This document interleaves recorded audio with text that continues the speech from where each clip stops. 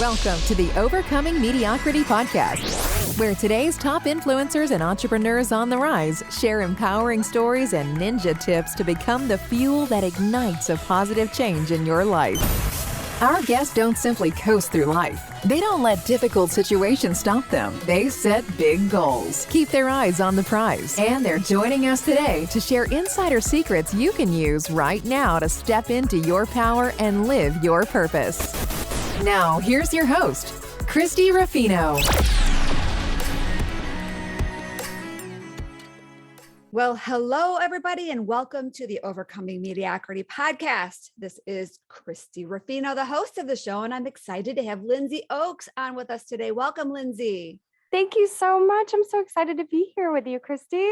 Yeah, I'm really excited to have you. I know you were on one of our group shows about, 6 or 7 months ago. And I know that was a lot of fun, but today we're going to focus on you, your story. And I know you have some great wisdom to share, and you've got a free gift that you're going to offer our audience at the end, which I'm really, really excited that you're doing this. So thank you. You're so welcome. I'm so excited. Thank you for having me. Oh, yeah. All right. So I know a lot about you. I'm sure not everything, but I know a lot about you. I've seen so much changes in your business over the last, year.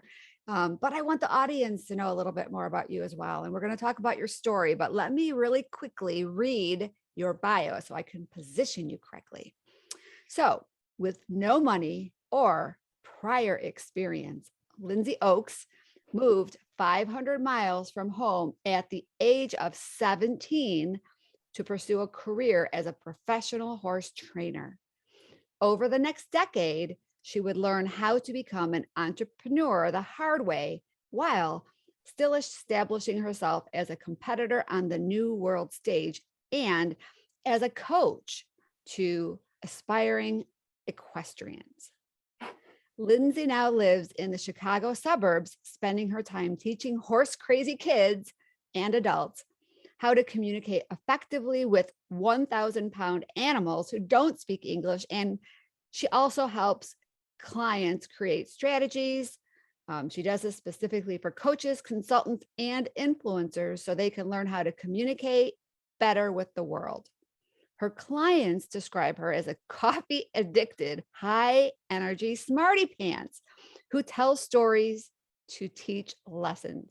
I love that. High energy smarty pants. Never had that in a bio before. Oh, well, you're welcome. I'm just a very sarcastic human, I think, is mostly what that boils down to. Yeah. So you are, I know when we first spoke and we met networking, you found our organization. We didn't actually meet in person, but we met on a phone call. And you were looking to get more connected, and I learned about your story, and I thought, oh my gosh, this is incredible how you have such experience with horses and how you've connected your passion to how you show up in the business world, not only in the equestrian arena, but now bringing that to social media and marketing strategies. So how did that all happen? Well, before I can tell that story, I have to tell the story of how I sort of made it even to the place where I had a business. I come from South Georgia, from the middle of nowhere. And for some reason, I think I was born just wanting to ride horses. I don't know where that came from. My family's not horsey at all.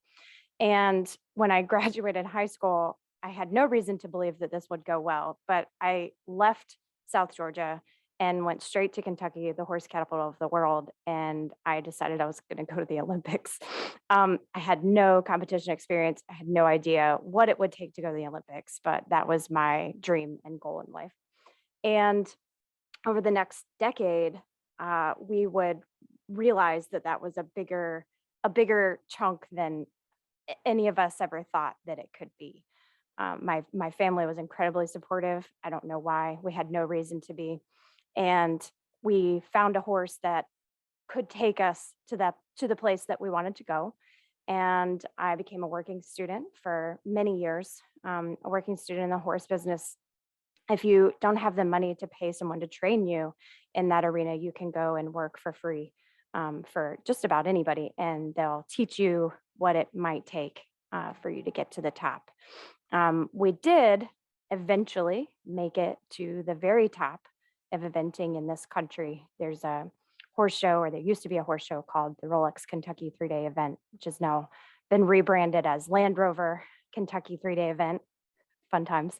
And we made it all the way to the top there somehow on a shoestring budget.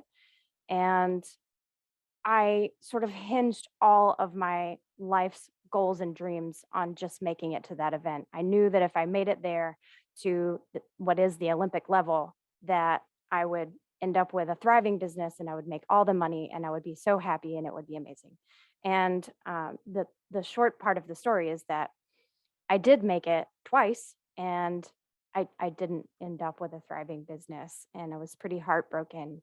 And I really almost quit the horse business because I wasn't sure what to do after that. You know, when you believe for 10 years that making it to a single place will give you everything you ever wanted, and it doesn't, you can end up in a place where you don't know what to believe anymore. And that's really hard. And so, Your dreams were shattered, right? In that, at that moment, both times. And then it's kind of like your compass is all wacky and now you don't know what to do. it's true. Yeah, I just didn't know where to go from there. The horse that took me to that place, we ended up selling him, and I took a couple of years off and played in other parts of the horse business. And I thought, well, I'll never work for myself again. Maybe I'm just not cut out for this. But what I learned later in life, through having picked up a camera, a random piece of equipment, very foreign to a horse girl, is that I wasn't telling anyone my value. No one wanted to hire me to train their horses or to train them because I had no idea how to communicate that to them.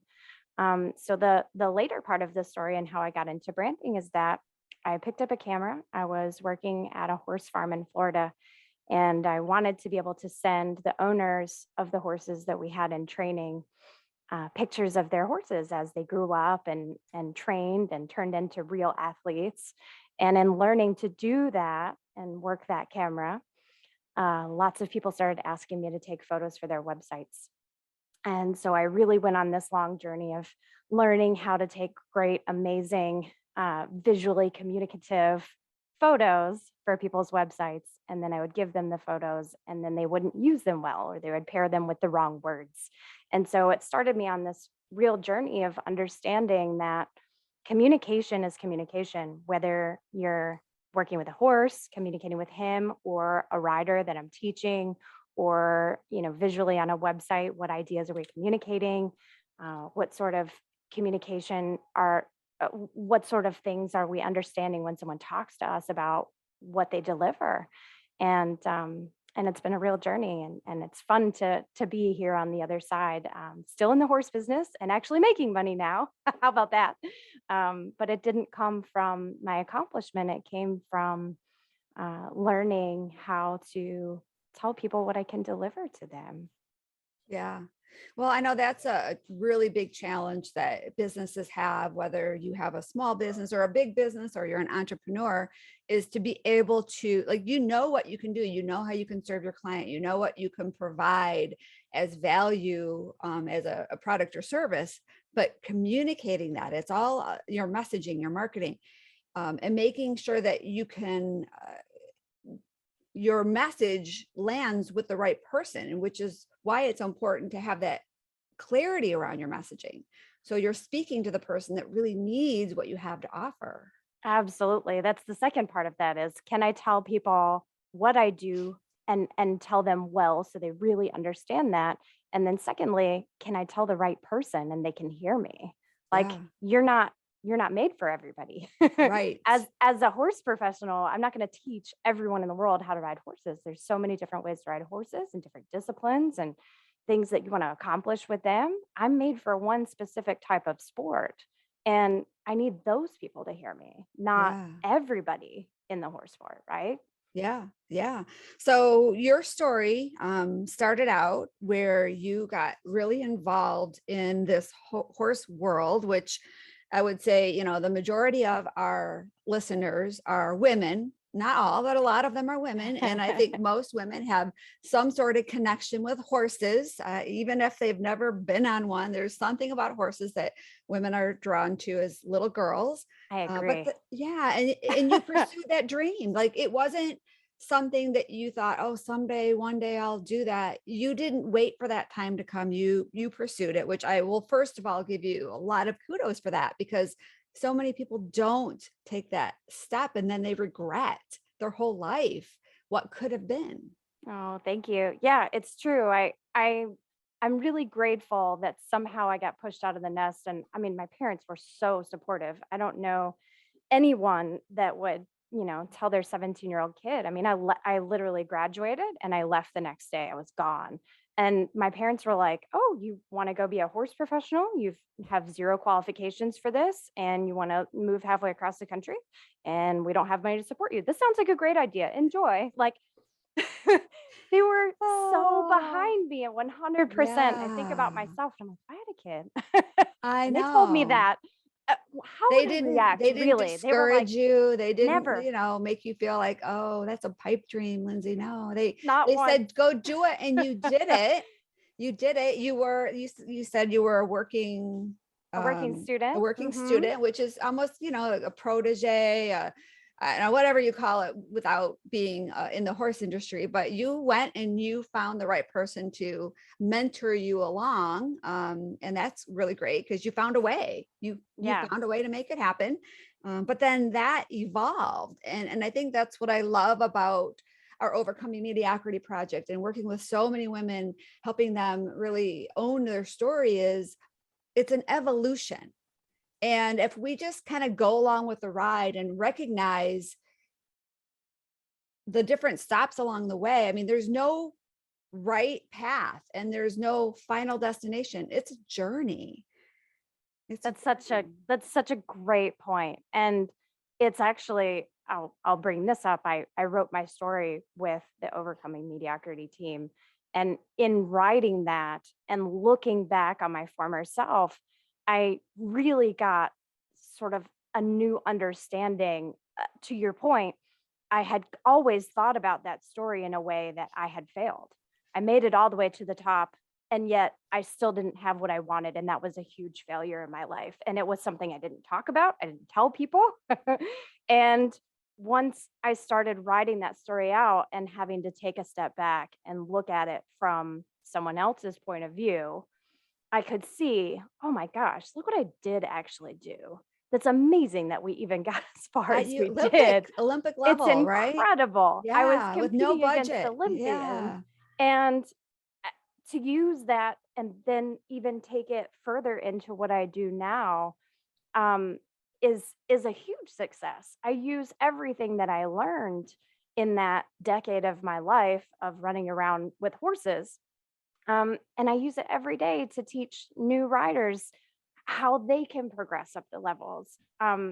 It's something that I never knew that I could look at myself that way. Yeah. So this is, I mean, I think it's common nature, right? When we or human nature, when we fail at something and when we're having some crazy struggle, at the time we do tell ourselves this story of us being a failure or us being not good enough, or, we're just kind of at the bottom of the pit.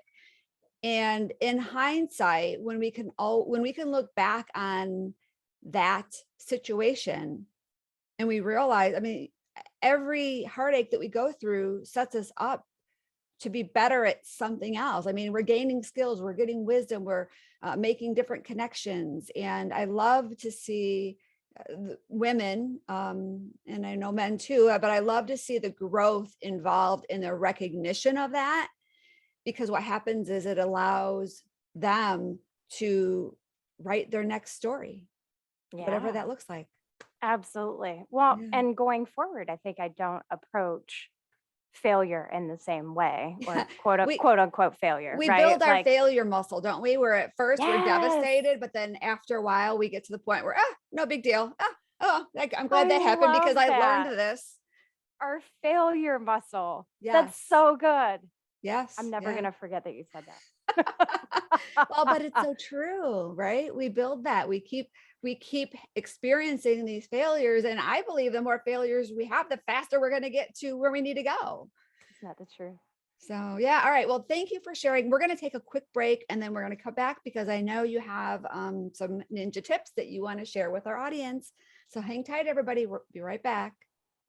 Today's episode is brought to you by the Overcoming Mediocrity Project. Are you ready to share your story in a life-changing book with other success-driven women? Then, what if you could use that book to get speaking gigs, podcast interviews, and possibly a new client or two? Wouldn't that be great? Well, watch out, chicken soup. Here comes Overcoming Mediocrity. Our proven system can transform your struggle story into a powerful signature message and then as one chapter in an Amazon best-selling book. Our process is simple and economical, and it will bring a lot of eyeballs on you, your business, and your big message to the world. We welcome you to apply to join our project. Just visit us at overcomingmediocrity.org and click on the apply button at the top of the page. We'll see you soon. Well, hello, everybody, and welcome back to the Overcoming Mediocrity podcast. This is Christy and Lindsey Oaks. And I loved the first half of our time together, the first half of our show, but I'm really excited to kind of dive into the second half. And I want to kind of just preface this a little bit by commenting on your growth. And I know when we first talked and you hadn't built your agency yet. You are in the photography arena. We had talked about your story and I was so impressed by your Olympic accomplishments or your almost Olympic level accomplishments in an arena that really, as we talked about earlier, that you didn't know anything about, but you made it your purpose and you pursued your purpose. And then here you are in this photography business and you weren't sure, I like to work with our clients to like, what is the next step for the reader? Once they've read your story, how can they engage with you? How can you continue to help them? And you didn't have all those pieces figured out yet to the extent that you have now. True. And I love that. I love how you took this as a kind of like a springboard into growing into the business that you have now, that of course you're still working with horses and students, but now you have this whole clientele of people that you're helping them with their messaging and their branding and being able to show up as their best self in the world to attract their clients. So true story. yeah. Thank you. I'm blushing at the moment. I'm a little speechless for a person who likes to talk. I so appreciate you saying so. It's been a really fun journey. And I would say that a lot of it was kicked off by starting to just write my story with you. Yeah. We sat down and we talked about it and talked about what I really wanted to be able to provide for my clients. And we really launched the business alongside the book. And it was an amazing journey, a huge success, I would say. I couldn't be happier. Very Yeah. cool. Great. Very cool. So I know today you want to share some ninja tips on how the audience can help increase their communication results, right? When they're out there trying to position their business in the marketplace. So what would be the first tip that you'd want to share with them? Yeah, there are two big things that I want to talk about, and they're actually lessons that also coincide with what I've learned in my horse journey. The first thing to just be, say it clearly. Don't be sucked into, I have to use big words that sound cool, hype words. Oh, hype words are just my nemesis all day long. You don't need to use all of those hype words that no one knows what you're talking about. Tell people exactly what it is that you provide. Tell them how they're going to feel afterwards. Say it clearly and say it the way that you would normally say it. You don't have to change who you are to sound like someone else in order to bring in new clients, right? It's so important. When we work with horses, them being herd animals and prey animals, you really have to walk into them with a full intention of what you want from them. You can't just walk in a horse's stall and just just hang out. Like, you really need to walk in and have the intention of talking to them or asking them to come out of the stall with you. It really has to be super, super clear. And that's something that all of my branding clients really have to hone into, is being really, really clear on their message and what it is that they provide for their clients. The second thing is to just So can I position. touch base a Oh, yeah, little bit yeah, on that? Because I sure. know it's so often, and I fall victim to this. We have our lingo, our jargon, our business jargon, lingo.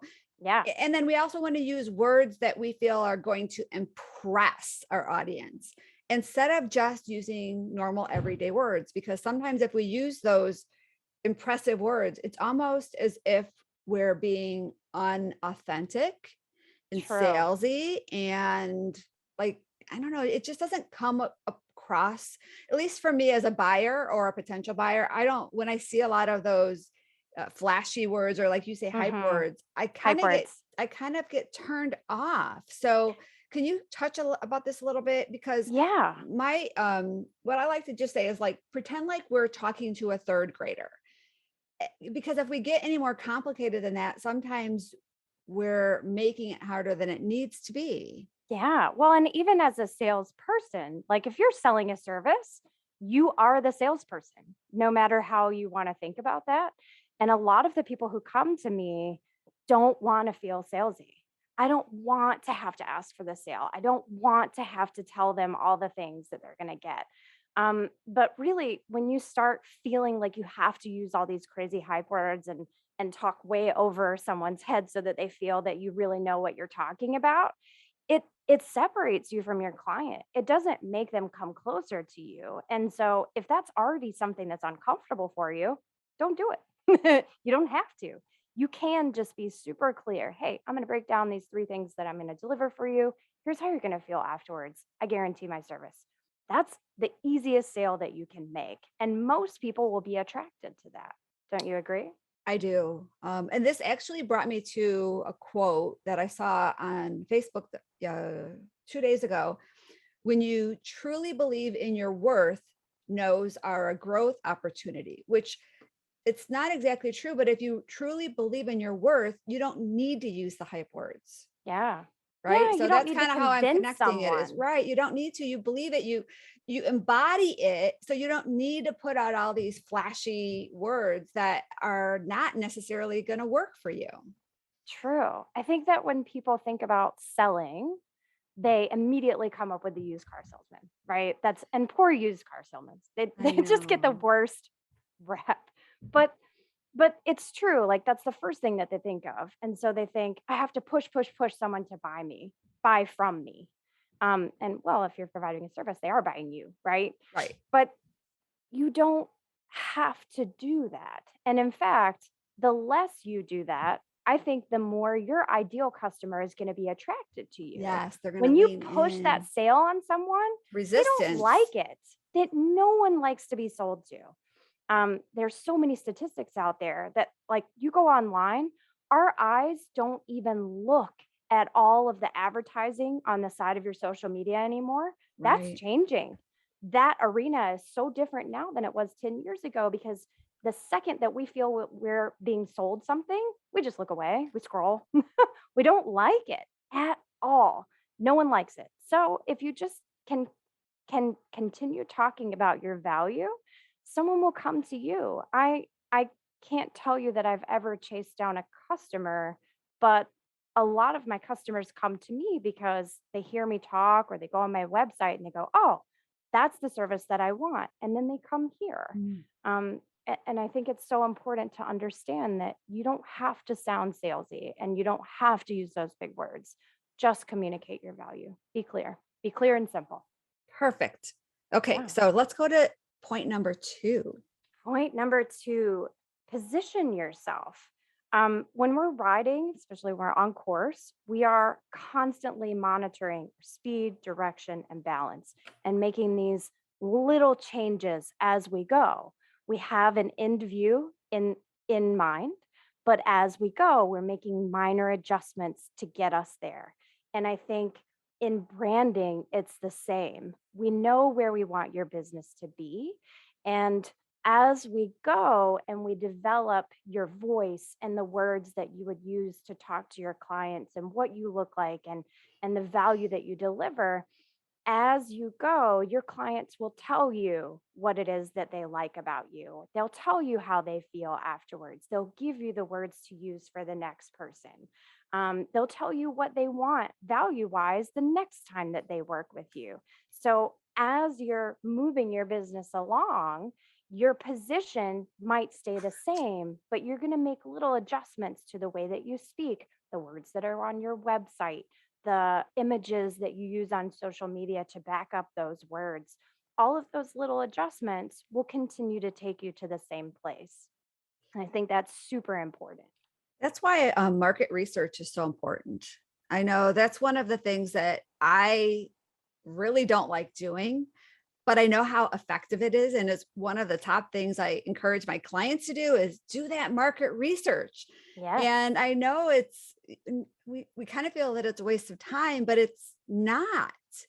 I go back, I look at past programs I've launched, and I look that my marketing messages are the words that they told me, just like you shared right now. Your clients will tell you what to say. And your value too.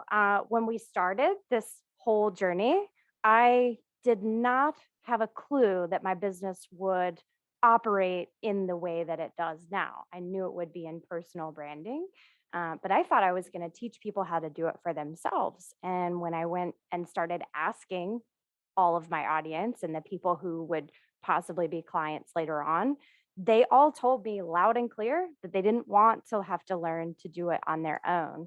They wanted someone else to do it and they wanted to hand it off and know that it was taken care of. And so that's how my branding business, all of my done for you services became done for you because my clients told me that that's what they wanted. Right. And you didn't go out and build this course to teach them. You asked them what they wanted first, and then you were able to kind of shift your plan to do what you thought they needed instead of what they actually need instead of what you thought they needed. Yes. Yeah. Yes. That's a true story. Yeah. I remember. So cool. Yeah. Yeah. You were there. I You remember. were along for that ride. Yeah. Yeah. I mean, honestly, we kind of have this thought in our mind of what we need to do and create and build. And, that's kind of what entrepreneurs do, right? We're constantly building and creating, but are we doing it for the right reason? And are we going on the right journey? And that's where market research is key to make sure that we are being intentional and we will get the results we're looking for. So important. Well, and you never know what else your clients might want from you. I had no idea that the people I was building websites for also wanted help with their social media, and they also wanted copywriting services and they wanted design service. Like all of a sudden it turned into something so much bigger because they asked for it. Yeah. Yeah. And honestly, this is another key piece to asking is your group of clients have a complete different needs and gave you the answers that they needed. But if you were serving a different avatar group, they could have told you something completely different. And True. so there's not a one size fits all approach in anything we do. There's just so many aspects of it that it is important to go to them. Yeah. Well, and that's what makes you different from everybody else. If you're a Yes. bookkeeper, these are the small details that make your bookkeeping services different from someone else's, right? Yes, absolutely. All right. Well, so thank you for sharing those 2 tips. I know you have a free gift. Is there anything else you want to touch on before we talk about that? No, I'll jump right into the free gift if you'll let Perfect. me. Absolutely. So it's very important when someone goes onto your website that they can get the information that they need, what it is that you provide, and what your position is in the market within about 6 seconds. You have about 6 seconds before they hit the back button. So that means that that first pane on your website is super duper important, and everything underneath it also very important in smaller degrees as you go down. So what I offer is a free website audit. It's a call that you and I have, and we run through your website really quick, and I'll let you know what your website copy and design is saying about you to your customer, and hopefully I can help you to improve it really quickly so that you can start pulling in new clients right away. Perfect. Wow, that's great. And I really appreciate you offering to take your personal time with this. It's a very generous gift. So I would like to put some limitations on this, and let's talk about this because I want to make sure if somebody listens to this recording a year from now. So for the next 30 days, absolutely. I think that's great once this airs. But then after that, I encourage anybody that's listening to reach out to Lindsey, make sure that it's still available. And then if so, she'll let you know, because I just don't want her to have this open-ended offer out there. And then all of a sudden her business is so busy that she doesn't have time to be able to give everybody one-on-one time with her. So schedule your call quickly, get on her calendar quickly. That's what I can encourage the audience to do. So Perfect. Well, the link for that is in the show notes. You can just schedule with my auto scheduler, and we'll get into the nitty-gritty of your website. perfect. All right, Lindsey. Well, thank you so much. I really appreciate you spending time with me today. I appreciate you sharing some of these really key strategies with our audience, and I look forward to seeing you again. Oh, thank you so much for having me. I so Yay. enjoyed it. I really Yay. appreciate it. All right, everybody. So whatever you learned from Lindsey today, I encourage you to share with somebody you know. It's proven that the more we teach what we learn, we actually retain it better. So take some of those nuggets that you wrote down, share it with somebody you know. And of course, if you like our podcast, please go to whatever platform you listen and subscribe. Give us a review, give us a like, share the love, do whatever you have to do to keep our ratings high so we can keep getting on amazing guests like Lindsey. So thanks everybody. And of course, thanks Lindsey. Oh, you're welcome. We'll see you later. All right, bye-bye. Thanks for listening to the Overcoming Mediocrity podcast, where we believe that everyone can have the business and life of their dreams once they've learned the art of mastering their story. Mastering our stories is the key to everything we want in life. Our stories can either hold us back or they can propel us to new heights. We can choose. You can choose. Choose to overcome mediocrity with us. Let's achieve greatness together. To learn more, visit www.overcomingmediocrity.org. And don't forget to subscribe, rate, and review this podcast.